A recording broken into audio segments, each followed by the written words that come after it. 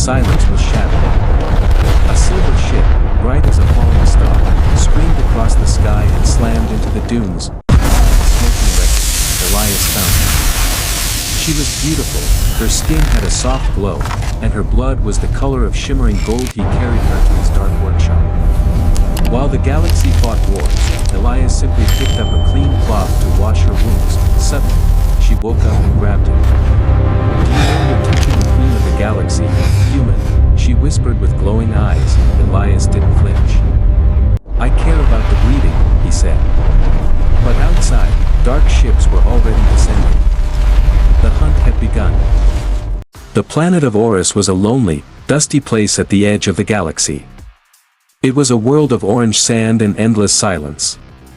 For Elias, a human mechanic who had spent most of his life fixing broken engines, the silence was his only friend. He lived alone in a small house made of scrap metal and stone. His hands were always stained with oil, and his face was lined from years of hard work under the hot suns. Elias didn't mind the solitude. He liked things that he could fix. He understood machines better than he understood people. But one Friday night, the silence of Oris was broken by something that would change his life forever. It started as a small, bright dot in the dark purple sky. At first, Elias thought it was a falling star. But the dot grew larger and brighter, turning into a ball of silver fire. It screamed through the atmosphere, leaving a trail of thick white smoke behind it.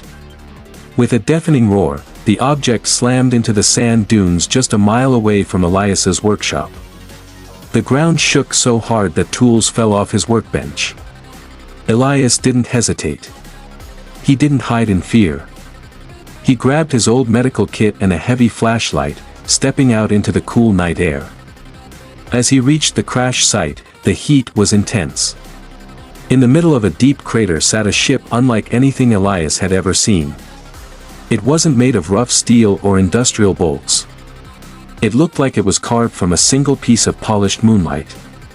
It was smooth, elegant, and glowing with a soft blue light, even though it was badly damaged.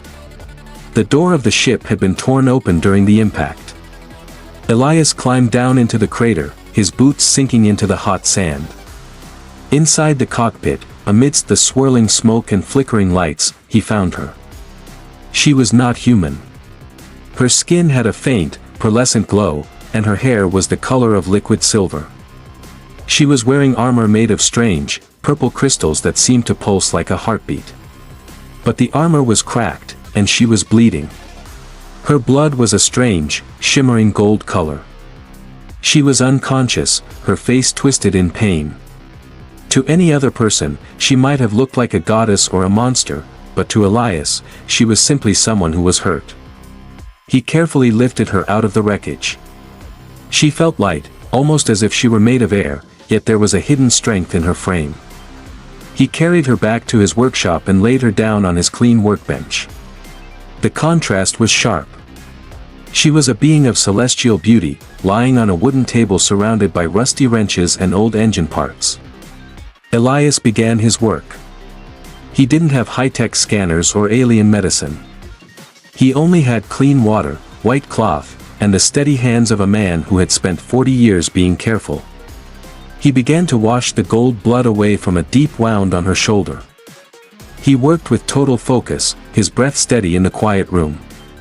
As the cool water touched her skin, the woman's eyes suddenly snapped open. They were not white and brown like human eyes, they were deep, glowing pools of violet light. Before Elias could react, she moved with lightning speed. Her hand shot up and gripped his wrist with a strength that made his bones creak. She pulled him close, her gaze burning into his. Her voice was weak, but it carried a terrifying authority that made the air in the room feel heavy. She whispered, "Do you know who I am? Do you know you're touching the queen of the galaxy, human?" Elias didn't flinch. He didn't pull his hand away, and he didn't bow. He looked her directly in those glowing purple eyes. His face remained calm, his expression almost bored. He slowly reached for a fresh piece of cloth and spoke in a low, tired voice. "I don't care about titles, and I don't care about the galaxy," he said. Right now, you're just a patient with a deep cut that's going to get infected if I don't finish cleaning it. So, Your Majesty, stay still and let me work." The queen was stunned. For thousands of years, every living soul had trembled in her presence. Yet, this simple human in a dusty shirt looked at her like she was just another broken machine. She let go of his wrist, her eyes wide with confusion. But before she could speak again, a low hum vibrated through the floor. Elias looked out the window. High above the desert, 3 dark, triangular ships were descending. They were silent, cold, and searching. The hunters had arrived. Elias turned off his workshop lights, plunging them into shadows. "They're here for you," he whispered. "And they don't look like they want to talk." The darkness in the workshop was absolute. Elias had spent 20 years in this building, and he knew every corner, every loose floorboard, and every sharp edge of metal by heart. Beside him, the Queen of the Galaxy sat on the edge of the workbench. Her silver skin shimmered faintly in the dark, acting like a beacon. To Elias, she looked like a beautiful, glowing target. He reached out and grabbed an old, grease-stained tarp, throwing it over her shoulders. "Your skin is too bright," he whispered. "Cover yourself. If they see that glow, we are both dead." Valeriana, the queen, felt a surge of anger. No one had ever told her what to do, let a head tell her to hide her royal glow. But as she looked into Elias's eyes, she saw no malice, only a cold, calculated focus on survival. She pulled the dirty cloth around her, feeling the rough texture against her skin. Outside, the 3 dark ships did not land with a crash. They descended like feathers, their engines making a high-pitched hiss that made Elias's teeth ache. These were the Void Hunters, the most feared trackers in the 7 systems. They were biological machines, built for one purpose, to find what was lost and kill what was found. Elias watched through a small crack in the metal wall. 3 figures stepped out of the ships. They were tall, thin, and moved with a jerky, unnatural rhythm. Their heads were covered in smooth helmets with a single, glowing red eye in the center. They didn't use flashlights.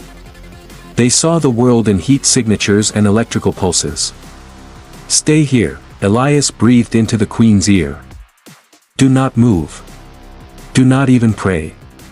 My workshop is shielded with lead plates in the walls to keep the heat out from the suns. As long as you stay still, their sensors might miss you." Valeriana watched as Elias picked up a heavy iron pipe and a small remote control. He didn't look like a warrior. He looked like a tired man going to work. "How can you be so calm?" she whispered, her voice trembling. "They are the hunters of the void. They have destroyed entire cities to find one person." Elias didn't turn back. He just adjusted his grip on the pipe. "They've never met a human who wants to keep his house quiet," he replied. The first hunter approached the workshop. It moved silently, its long, metallic claws clicking against the dry sand. It stopped at the door, its red eye spinning as it scanned the structure. Inside, the queen held her breath. She felt a drop of sweat run down her neck. She was used to being protected by shields and armies of robots. Now, her life depended on a man with a piece of metal and a dirty floor. The hunter stepped inside. The air became cold, and a smell like burning plastic filled the room. The creature's red light swept over the workbench, passing just inches away from where the queen was hiding under the tarp. Her heart was hammering against her ribs so loudly she was sure the creature would hear it. Suddenly, a loud clink sounded from the far back of the workshop. The hunter spun around, its red eye locking onto the source of the noise. It moved toward the back, its claws ready to strike. It was a trap.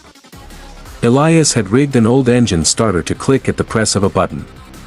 As the hunter stepped over a large metal plate on the floor, Elias flipped a switch. This wasn't a high-tech laser trap. It was an industrial electromagnet used for lifting heavy ship engines. The floor plate turned into a massive magnet with thousands of pounds of pulling force. The hunter, being made mostly of specialized alloys, was slammed down onto the floor with a violent crash. It hissed, its limbs pinned to the magnet. It tried to use its arm cannon, but the magnetic field was so strong it fried the weapon's internal circuits. Before the creature could signal its partners, Elias stepped out of the shadows. He didn't give a speech. He didn't hesitate. He swung the heavy iron pipe with all his strength, smashing the creature's red eye. The glass shattered, and black fluid sprayed across the floor. The hunter went limp. The queen watched from the shadows, her mouth open in shock. She had seen the greatest warriors of her empire fall to these hunters, yet this human had defeated one with a magnet and a stick. But the victory was short-lived. Outside, the other two hunters stopped. They had felt the silent death of their comrade through their shared link.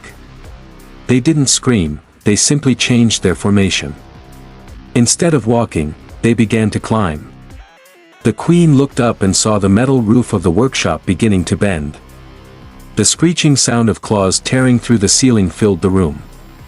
"They are coming from above," she cried out. Elias grabbed her hand, his grip firm and warm. "The back door leads to the old mines," he said, pulling her off the bench. "We can't stay here. My workshop is about to become a tomb." As they ran toward the back exit, the roof gave way. A hunter dropped down, landing exactly where the queen had been sitting seconds before. It let out a screech that sounded like metal grinding on metal. Elias threw a small glass jar behind him. It wasn't a grenade, it was a mix of magnesium shavings and old fuel. When it hit the floor near the hunter's heated engine, it exploded into a blinding white light. The hunter, designed for the dark, was blinded. Its sensors overloaded. Elias and the queen burst out into the night air, running toward the dark mouth of a nearby cave. Behind them, the workshop began to burn, the orange flames lighting up the desert. Elias didn't look back at his life's work turning to ash. He only looked forward, his eyes searching for the next way to survive. The tunnels of the old mining complex were deep, narrow, and smelled of cold iron. Elias led the way, his hand never letting go of the queen's arm. They moved through the pitch-black darkness with only the sound of their breathing to fill the air. To Valeriana, the queen of the galaxy, this place felt like a tomb. In her empire, everything was made of light, glass, and gold. She had never been in a place so raw and dirty. Her legs were shaking, and the wound on her shoulder felt like it was on fire. Every step was a struggle, but the human didn't stop. He didn't complain. He moved with a quiet confidence that she couldn't understand. To him, this dark maze wasn't a prison, it was a shield. After an hour of walking, they reached a small, hidden chamber where the air was a bit warmer. Elias finally stopped. He sat the queen down on a flat rock and took off his heavy jacket.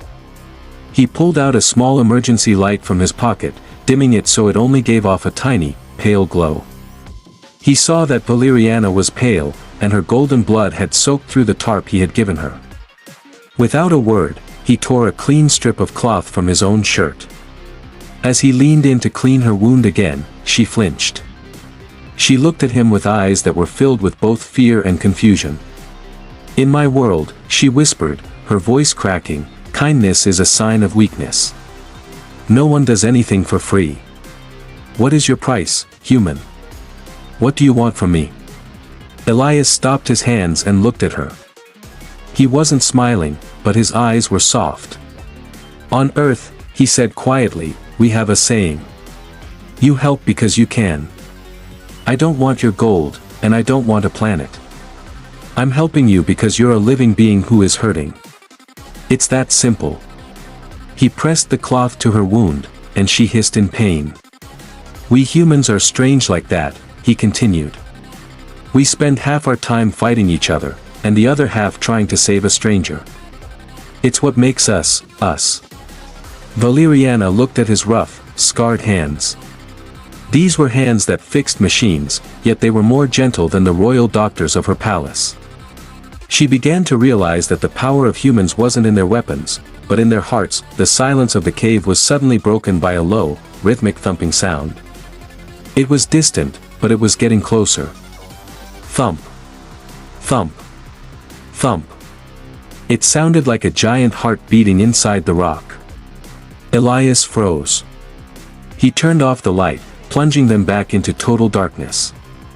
"They are using seismic sensors," he whispered, his mouth right next to her ear. "They aren't looking for us with their eyes anymore. They are listening to the vibrations of the ground. They can hear our footsteps, and they can hear our hearts." Valeriana felt a wave of terror. The Void Hunters were like ghosts, they never gave up. She could feel the vibration in the rock beneath her. The hunters were directly above them, searching for the slightest movement. Elias pulled her closer to him, wrapping his strong arms around her. "Stay perfectly still," he commanded in a breath so low she could barely hear it. "I'm going to slow my breathing. Try to match mine." Valeriana leaned against his chest. She could hear his heart. It was slow, steady, and incredibly calm. For several minutes, they sat like statues in the dark.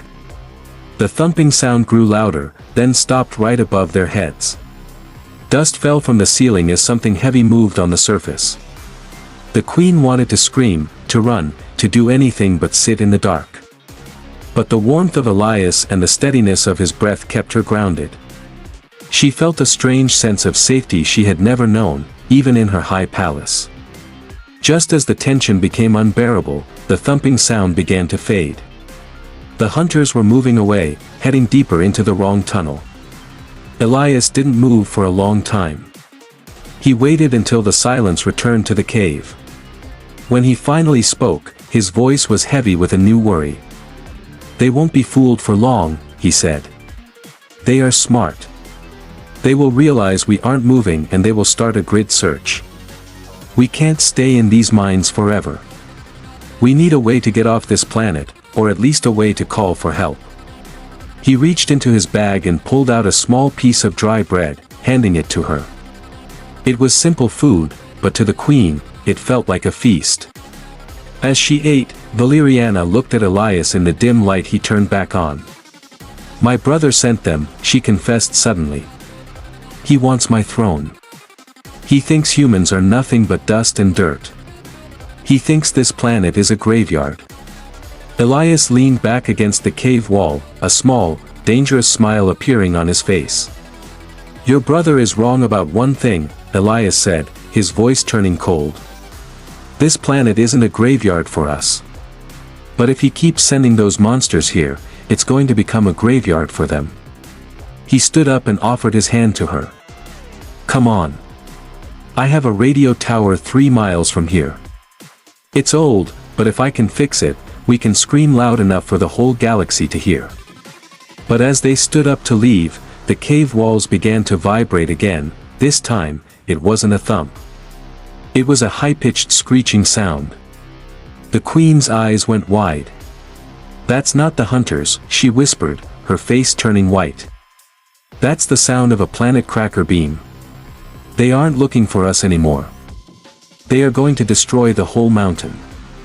The ground began to moan as the heat from above started to melt the rock. The suspense was no longer about hiding, it was now a race against time. The air inside the tunnel was turning into a furnace. The planet cracker beam from the ships above was boring into the mountain, turning solid rock into bubbling lava. Elias and Valeriana ran through the smoke, their lungs burning with every breath. They finally reached the emergency exit, a heavy steel door that led to a cliffside overlooking the valley. As they burst out into the night air, the sight was terrifying. The sky was no longer purple, it was a violent, angry red. 3 massive warships hovered like hungry vultures, their beams of light cutting through the earth. Only a few hundred yards away, on a high rocky peak, stood the old radio tower. It was a skeleton of rusty metal and wires, looking fragile against the high-tech ships in the sky. But they weren't alone. Standing between them and the tower was a Void Hunter elite. This one was different from the others. It was larger, its armor polished to a mirror finish, and it carried a shimmering blue energy shield that hummed with power. In its right hand, it held a spear made of pure plasma. The queen fell to her knees, the heat and her injuries finally taking their toll. "It's over, Elias," she cried out over the roar of the wind. "That is an elite guard. His shield can absorb the power of 1,000 laser blasts. We have no energy weapons. We have nothing but rocks and dust." She looked at Elias, expecting to see the face of a man who had finally given up. Instead, Elias was looking at a heavy wooden crate near the mine entrance. He didn't look scared, he looked annoyed. He walked over to the crate and kicked it open. Inside was a massive, industrial tool, a pneumatic power hammer. It was a heavy, ugly piece of machinery used for breaking the hardest ores in the galaxy. It didn't have a laser. It didn't have a computer. It had a giant, solid steel head and a tank of highly compressed air. "Your people think too much about energy, Your Majesty," Elias said, his voice loud and steady. "You've forgotten about the most basic law of the universe, force equals mass times acceleration." He hoisted the heavy tool onto his shoulder, his muscles straining under the weight.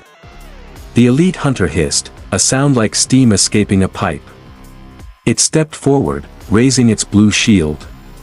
To the hunter, Elias was a primitive insect holding a piece of junk. It fired its plasma spear, a bolt of white-hot energy screaming through the air. Elias didn't try to outrun it. He ducked behind a thick slab of reinforced mining steel. The plasma hit the steel, melting a hole through it, but the heat didn't stop the human. Elias moved with a burst of speed that surprised even the queen. He wasn't moving like a soldier, he was moving like a man who knew exactly how to break something that refused to move. Elias reached the hunter before it could fire again.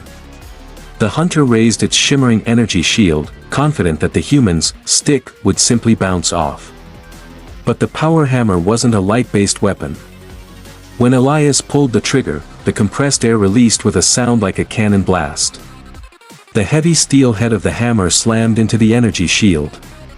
The shield was designed to vibrate at a high frequency to deflect light and heat, but it wasn't built to handle 500 pounds of solid steel hitting it at 300 miles per hour. The primitive physics of the hammer didn't just touch the shield, it shattered the frequency. The sound was deafening. A wave of blue sparks exploded as the shield collapsed into nothingness. The elite hunter staggered back, its internal sensors screaming in confusion. Its high-tech brain couldn't understand how a piece of scrap had bypassed its defenses. Elias didn't give it a second to recover. He swung the hammer again, this time hitting the hunter's chest plate. The thick armor, meant to reflect lasers, buckled and cracked under the raw, kinetic impact. The hunter was thrown back against the mountain wall, its metallic body twisted and broken. It lay there, sparking and twitching, defeated by a tool that didn't even require a battery. Valeriana watched in total silence. She had seen the greatest energy cannons of her empire fail to scratch that shield, yet this man had destroyed it with a loud, dirty machine. Elias dropped the hammer, his hands shaking from the vibration. He didn't celebrate. He just turned to the queen and grabbed her hand again. "Physics doesn't care how much your armor costs," he grunted, pulling her toward the radio tower. "Now, let's get to that radio. My hands are too tired to hit another one of those things." As they reached the base of the tower, a new sound filled the air. It wasn't the hiss of the hunters or the roar of the beams. It was a deep, low rumble coming from the stars, a sound that made the ground vibrate in a different way. The queen looked up, her violet eyes widening with a mix of hope and fear. "The traitor's main fleet," she whispered. "My brother is coming down himself. He's realized the hunters failed." Elias looked at the rusty radio wires and then at the darkening sky. "Then we better start talking," he said, "before he decides to turn this whole hemisphere into glass." The sky above the planet Oris was no longer beautiful. It was filled with the shadow of a ship so massive it seemed to block out the very idea of light. This was the Star Eater, the flagship of Prince Kalen, Valeriana's brother. The air around the radio tower hummed with static electricity, making Elias's hair stand on end. The planet cracker beam had stopped, but the silence that followed was even more terrifying. A giant holographic face appeared in the clouds, looking down at the tiny tower with eyes of cold fire.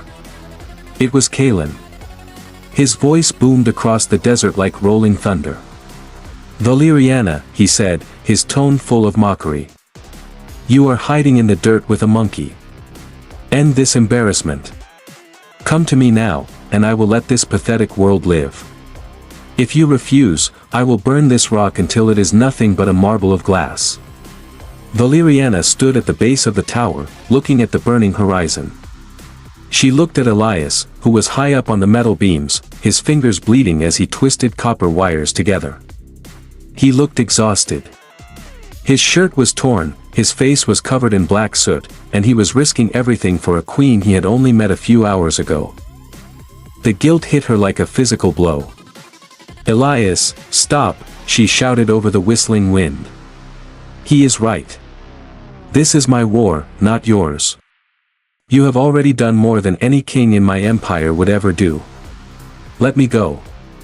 If I surrender, he will leave you and your planet in peace." She began to walk away from the tower, toward the open sand where a silver landing craft was already descending. Elias didn't stop working. He didn't even look down. "Sit back down, Valeriana," he commanded, his voice sharp and steady. She stopped, shocked that a common mechanic would speak to her with such authority. Elias jammed a screwdriver into a rusted circuit board, and a spray of blue sparks flew into his face. He wiped his eyes and finally looked at her. "I'm a mechanic," he said with a grim smile. "I don't leave a job half-finished. And my job right now is keeping you safe." He turned back to the wires. "Besides, do you really think he'll let me live? He's seen a human kill his best hunter. He's not going to leave a witness. To him, I'm just an insect that bit him. He wants to crush me just as much as he wants you. So, stay in the shadow of the tower and let me finish." The landing craft touched down with a heavy thud, throwing up a massive cloud of orange dust. The ramp hissed open, and dozens of silver-armored soldiers marched out, their long energy rifles aimed at the tower. At the top of the ramp stood Prince Kalen himself. He looked at the rusty radio tower with pure disgust, his nose wrinkled as if he were smelling something rotten. "Human!" Kalen shouted, his voice amplified by his armor. "Bring her to me, and I might make your death quick. Continue to defy me, and I will make you watch as I dismantle your world piece by piece." Elias ignored the prince. He was whispering to the radio box. "Come on, you old piece of junk. Talk to me. Don't die on me now." Suddenly, the small, cracked screen on the radio box turned from a dull gray to a bright, glowing blue. A steady, rhythmic ping sound began to echo from the speakers. Elias let out a long, shaky breath and leaned his forehead against the cold metal of the tower. "There you are," he whispered. He grabbed a small headset and handed it down to Valeriana, who had climbed up a few steps to be near him. "This tower isn't just for local calls," Elias explained, his eyes fixed on the stars. "It's a subspace beacon for the Human Mining Guild. We humans are greedy for minerals, and we have ships scattered all over this sector. They aren't royal, and they aren't pretty, but they are very, very protective of their territory." For a moment, there was only the sound of static and the wind. Prince Kalen laughed, a cold, sharp sound that carried across the valley. "No one is coming to help you, animal. Your species is a footnote in a history book I haven't even bothered to read. You are alone." He raised his hand, signaling his soldiers to fire. A dozen red laser dots locked onto Elias's chest. Valeriana stepped in front of him, spread her arms, and screamed, "Kill me instead. He is innocent." But just as the soldiers tightened their fingers on the triggers, the entire sky turned pitch black. It wasn't the shadow of Kalen's ship this time. It was something much, much larger. A massive, blocky shape broke through the clouds. It wasn't elegant or silver. It was a giant, rusted brown mountain of metal, covered in industrial drills, massive floodlights, and heavy cannons that looked like they belonged on a fortress. It was a human World Eater-class mining ship. Then another one appeared to the left. And another to the right. Within seconds, 50 human ships had jumped out of warp, surrounding Kalen's elegant fleet. A new voice came over the radio, a deep, gravelly voice of a human captain who sounded like he had been smoking cigars for 100 years. "Elias, this is the Iron Donkey. We heard the beacon. You okay down there, kid? Tell the guy in the shiny cape to drop his toys, or we're going to start mining his ship while he's still inside it." The sky was filled with the sound of thunder, but it wasn't rain. It was the roar of human engines. Prince Kalen's fleet, once so beautiful and terrifying, now looked like toys trapped in a box. The human mining ships weren't built for parades or royal ceremonies. They were built to tear apart asteroids and survive the crushing pressure of deep space. They were covered in thick, scarred metal plates and massive floodlights that cut through the darkness like angry eyes. Prince Kalen looked up, his face pale with a mix of confusion and rage. "This is impossible," he screamed into the sky. "These are garbage haulers. These are not warships. You dare threaten a prince of the high stars with these rusty buckets?"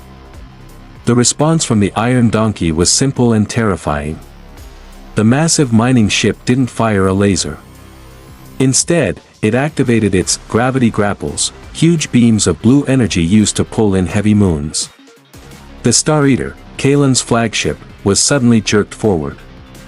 The elegant silver ship groaned as its hull began to twist under the raw, mechanical power of the human ship. "Listen here, Your Highness," the human captain's voice crackled over every radio on the planet. "We don't care about your titles. But Elias is one of ours. And on this side of the galaxy, if you touch one human, you deal with all of us. Now, you can leave in your shiny little boat, or we can see how well your fancy armor holds up against an industrial rock crusher."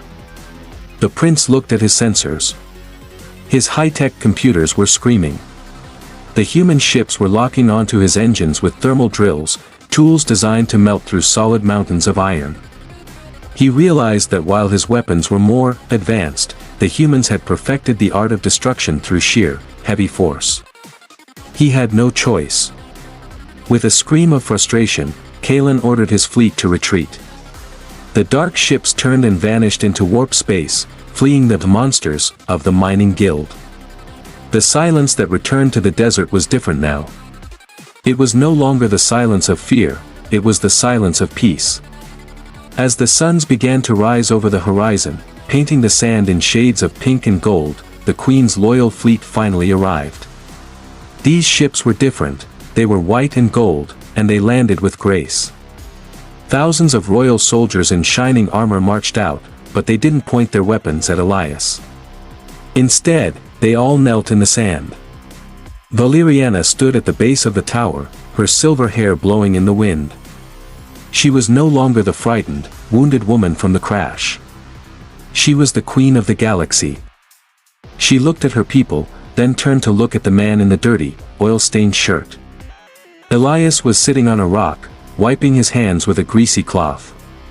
He looked tired, but he had a small, satisfied smile on his face. Valeriana walked toward him, her royal guards following behind her. She stopped just a few feet away. "Elias," she said softly. "My people want to build you a palace. They want to give you gold and stars for what you have done. You saved the crown, and you saved my life." Elias looked up, his blue eyes calm. "I told you before, Your Majesty. I don't need gold. I just like fixing things. I'm glad you're fixed up and ready to go home." Valeriana reached out and took his rough, scarred hand in hers. She didn't pull him close as a prisoner this time. She held his hand with deep respect. "When I first woke up in your workshop," she whispered, "I asked you if you knew you were touching the Queen of the Galaxy.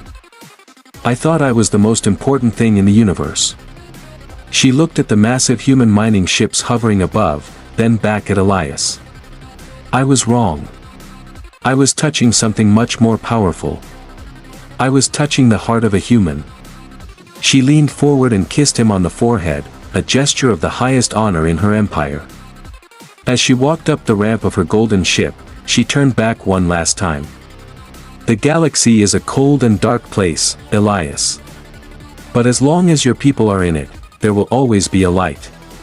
The engines hummed, and the ship rose into the morning sky, joining the human fleet in the stars. Elias stood alone in the desert, watching the lights fade away. He reached into his pocket and pulled out his old wrench, looking at his small, messy workshop. It was quiet again on Oris. But Elias knew that he was never truly alone. He picked up a piece of metal and started to work, a king in his own heart, fixing the world one piece at a time.